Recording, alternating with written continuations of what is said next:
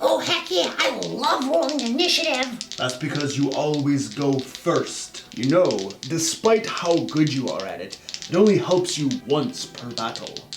What do you mean? Well, initiative doesn't change once you roll it. Turn order is static at that point. So all of this effort that you put into building a high initiative PC is rather wasted, if you ask me. Well, this sucks. I hate rolling stupid initiative. You know, Mr. Dungeon Master, if we overhauled the initiative system and made it better, that would improve a part of the gameplay that the many fine players struggle with on a day-to-day basis. Agreed. And the new system should be streamlined, not rules heavy, and easy to run at the game table. And we shouldn't have to look up things like weapon speed on a chart each round. Yeah, and the system should help us focus on things we love, like stabbing monsters, not worrying about stupid numbers. You know, I've actually been working on an alternative initiative system in my downtime. It focuses on ease of use and player freedom and flexibility. And it's designed to give both Dungeon Master and players more control over their gameplay.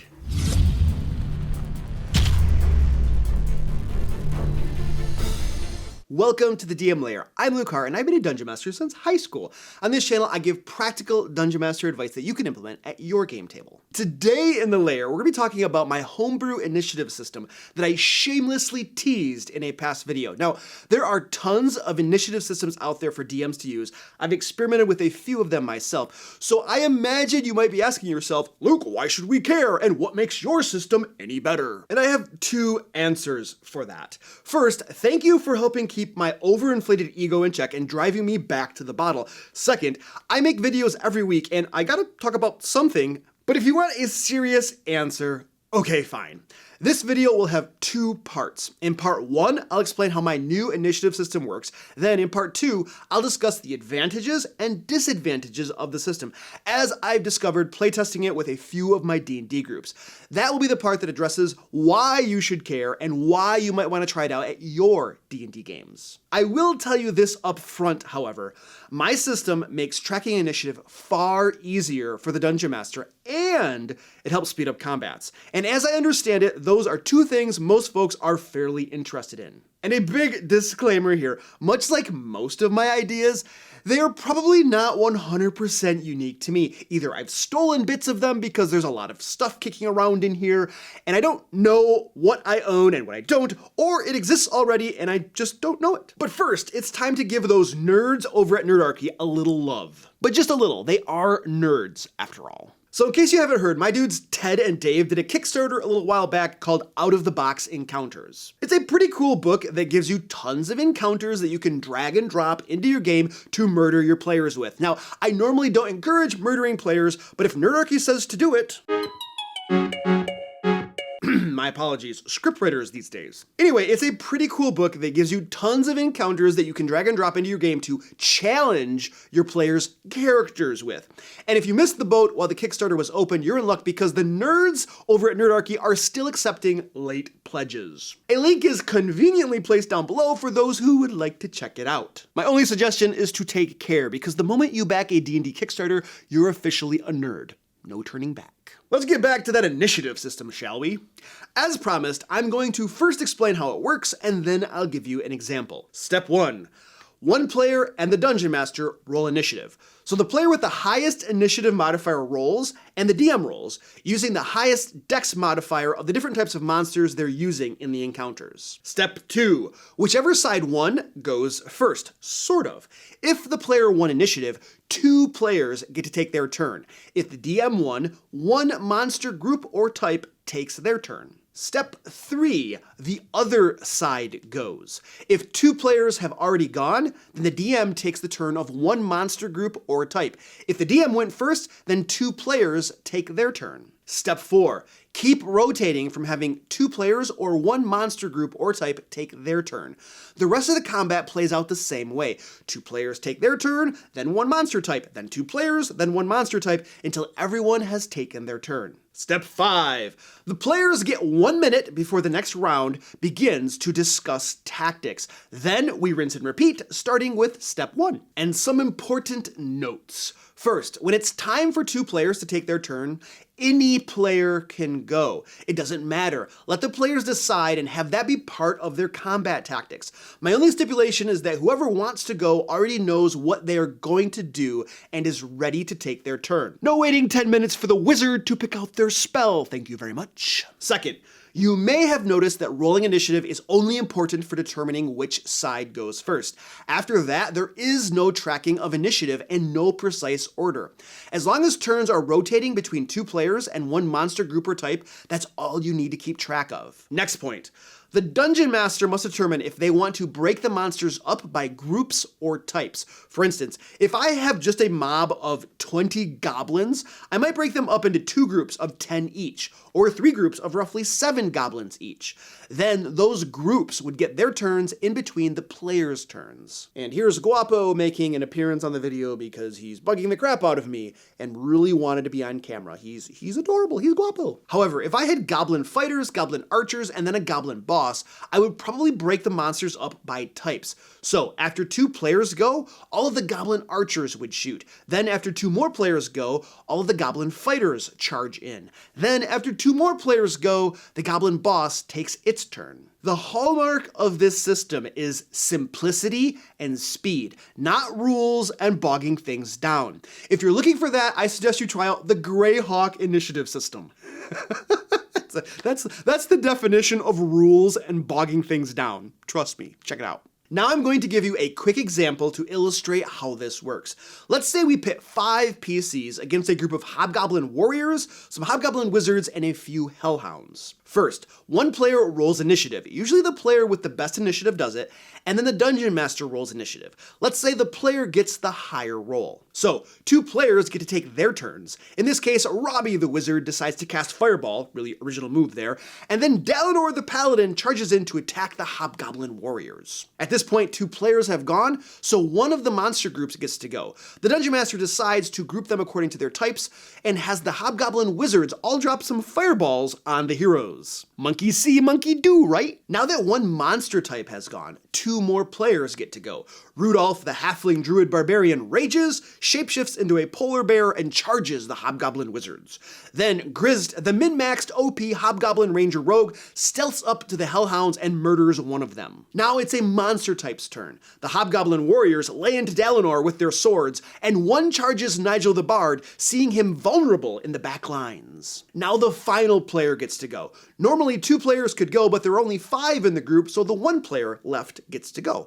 Nigel the bard freaks out over the 1 hobgoblin warrior charging him, casts greater invisibility, and runs to hide. And now the final monster type gets to go. The remaining hellhound breathes fire on Grizd, the min-maxed OP hobgoblin ranger rogue. Now normally this would be a dexterity saving throw, but the Dungeon Master has a vendetta against Grizd, the min-maxed OP hobgoblin ranger rogue, so he calls for a constitution saving throw instead. At this point, 1 round of combat has taken place, and everyone on the battlefield is moderately wounded. Now, I have a house rule that gives my players 1 minute in between rounds to discuss tactics for the next round, so I tell them discuss as I flip over the 1 minute sand hourglass. Then, when the minute is up, I have 1 player roll initiative, I roll initiative, and it's time to rinse and repeat. That's right, we re-roll initiative for every round with this system. Okay, now let's talk about the benefits of this system. First, and of high importance, it makes combat just a wee bit faster. Probably not exponential games, but it does help. And why? Because you know how with the normal initiative system, if it's the wizard's turn and he still hasn't decided on which spell to cast, and then everyone has to wait there for him to think and flip through pages of the PHB only to end up casting Fireball anyway? Well, with this system, when it's the player's turn, only players who are ready get to go. If the wizard hasn't figured it out yet, he just waits until later in the round to go instead of holding the entire game up. I mean, come on, I can't be the only one who gets triggered by wizard wizards and other spellcasters doing this, can I? Benefit number 2, it makes tracking initiative easier for the Dungeon Master. They no longer have to write it down, read it off, skip players by accident, and then get corrected and have to go back to Robbie the Wizard who missed his turn. Not that I would ever accidentally or intentionally skip a player's turn. I mean, I've never found tracking initiative to be that big of a challenge, but I remember reading some Reddit posts or something about people finding it extremely challenging. I didn't quite get it, but hey, if tracking initiative is hard for you, my system kind of fixes that. Benefit 3, player freedom. The players are no longer confined by a rigid turn order. They can take their turns in whichever order they want.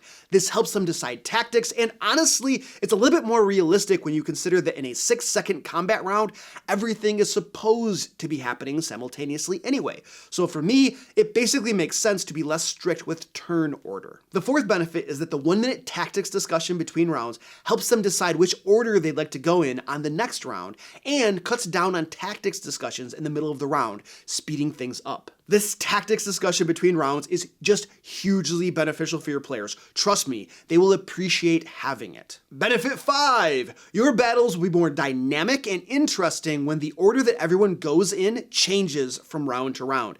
Having a fixed turn order that is adhered to over the course of an entire 3 to 7 round battle is incredibly boring, in my opinion. It's so much more interesting and fun to have it change constantly. Now, you could get that benefit by using the standard initiative system and having your players re-roll initiative every round. I've actually tried that and I did like it, sort of. The fresh order each round was great, but re-rolling initiative each round and then having to mark down everyone's new order was boggy, and I didn't like it that much. Benefit 6, the monster turns get spaced out during the combat. In my opinion, it is boring as crap when all of the monsters take their turn at once. It's far more dynamic and interesting and fun for the monsters' turns to be spaced out among the players' turns. And I could deep dive into reasons, but for the sake of staying on topic and not making this video too incredibly long, I'll just ask that you trust me. Okay, now let's talk about the drawbacks of this system. First, you might need to make some minor house rules if your players begin to game the system and make it OP. For instance, let's say that you have a squishy monk PC whose only redeeming quality is Stunning Strike. Thanks, Wizards of the Coast. That monk could go first on a round, run up, and stun the big bad boss. Then all the other players pile on and wallop on the big bad. Then on the next turn, the monk decides to go last because the stun lasts until the end of the monk's turn. So then all the other players get to wallop on him some more before it's the monk's turn, whereas with the standard initiative system, they wouldn't be able to double dip like this. So it's either house rule something, not my preference, or ask your players not to game the system and break it for everyone. Or, and this is an option for particularly devious dungeon masters, you can have your monsters game the system in the exact same way your players game the system. There's a saying for that: fight fire with fire, give them a taste of their own medicine, or something like that. The next drawback that comes to mind for me is that some players build their characters for high initiative, and this system doesn't really let them take advantage of that quite so much. I mean, one player will definitely benefit from high initiative if they're rolling for the group each round, but any other player won't. Now, I'm not just talking about characters who would have high initiative anyway because they are dexterity builds, like rogues, rangers, classes like that. I'm talking about a player who takes something like the alert feat with the express desire to prove their initiative bonus. Basically, for players who build their characters for high initiative, I would just give them a do-over, a mulligan. They can swap out that feat or redesign their PC a bit to account for the new initiative system that we'll be using. I feel like that's only the fair thing to do. Okay, now your homework for this week is to try this initiative system out with your group and let me know how it works. Next week, I'll be discussing non-monetary rewards that you can give your players. But until then, click right here to learn my top 7 house rules for a better D&D game. And until next time, let's play D&D.